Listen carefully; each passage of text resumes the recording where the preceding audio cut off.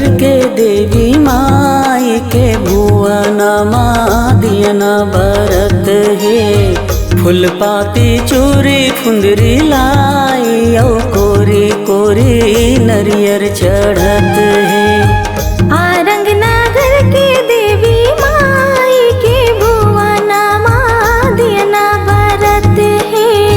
फूल पाती चूरी फुंदरी लाई औ कोरी कोरी नरियर चढ़त है।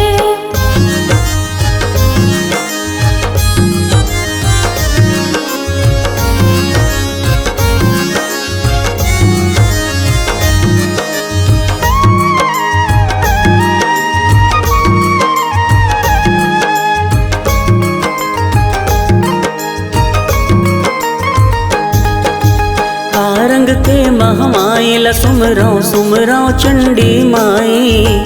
आरंग के महमाई ला सुमरौ सुमरौ चंडी माई। आरंग के महमाई ला सुमरौ सुमरौ चंडी माई। आरंग के महमाई ला सुमरौ सुमरौ चंडी माई। हाथ शंख गदा तलवारे, हाथ शंख गदा तलवारे, महिषासुर के मर्दन करत है। आरंग नगर के देवी माई के भुवन दियना बरत है। फूल पत्ती चूरी फुंदरी लाई औ कोरी कोरी नरियर चढ़त है।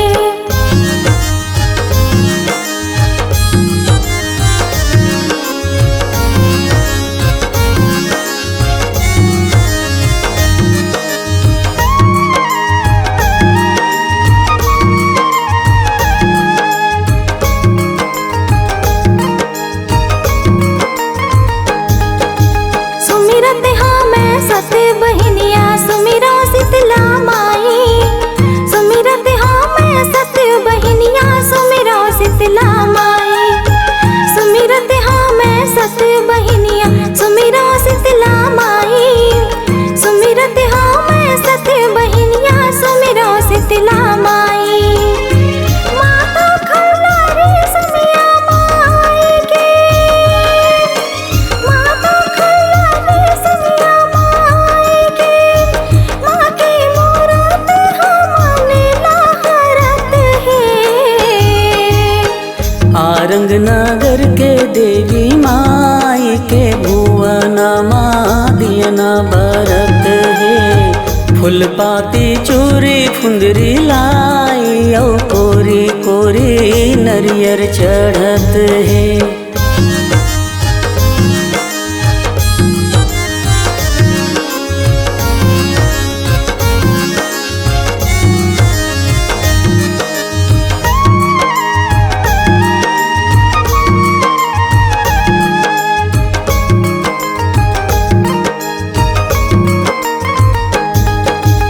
आदिशक्ति दंतेश्वरी माता त्रिपुर सुंदरी माई। आदिशक्ति दंतेश्वरी माता त्रिपुर सुंदरी माई। आदिशक्ति दंतेश्वरी माता त्रिपुर सुंदरी माई। आदिशक्ति दंतेश्वरी माता त्रिपुर सुंदरी माई। माता कंकालिन खप्पर धारी के, माता कंकालिन खप्पर धारी के, सबे देवता पूजा करत है। आरंग नगर के देवी माई के भुवन दियना बरत है। फूल पत्ती चूरी फुंदरी लाई औ कोरी कोरी नरियर चढ़त है। आरंग नगर के देवी माई के भुवन दियना बरत है। फूल पाती चूरी फुंदरी लाई औ कोरी कोरी नरियर चढ़त है।